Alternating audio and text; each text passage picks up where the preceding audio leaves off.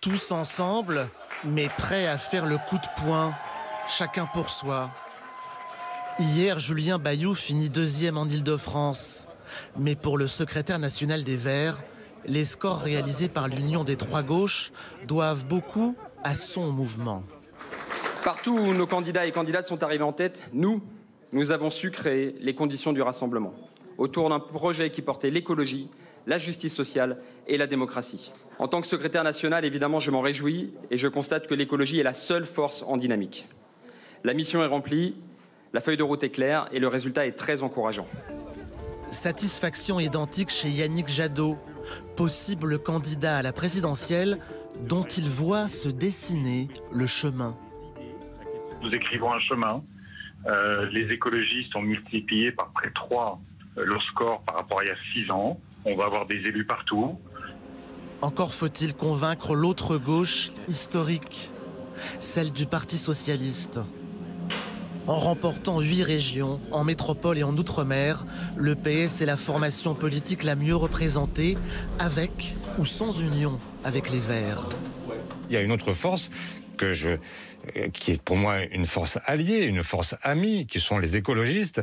Mais la réalité, c'est qu'il y a, appelez-le comme vous voudrez, un plafond de verre, un plafond vert, qui fait qu'aujourd'hui, ça ne permet pas d'aller jusqu'à la victoire. Et donc la dynamique qu'il faut créer pour l'année prochaine, c'est d'abord la responsabilité, on revient aux socialistes, à eux de rassembler l'ensemble de la gauche et des écologistes pour permettre d'ouvrir d'autres possibles. Le chemin des possibles, comprendre celui de la présidentielle. Pour la chef des Insoumis en Île-de-France, scrutin régional ne rime pas avec national. Là où c'est plus difficile à l'échelle nationale, c'est que vous avez des sujets plus durs sur lesquels il est plus difficile de s'entendre. Je vous apprends rien. Si on n'est pas capable de s'entendre sur une réforme des retraites, sur une réforme de l'assurance chômage, sur une 6e République, sur le niveau de transition écologique nécessaire, vous voyez bien que ce serait factice en réalité.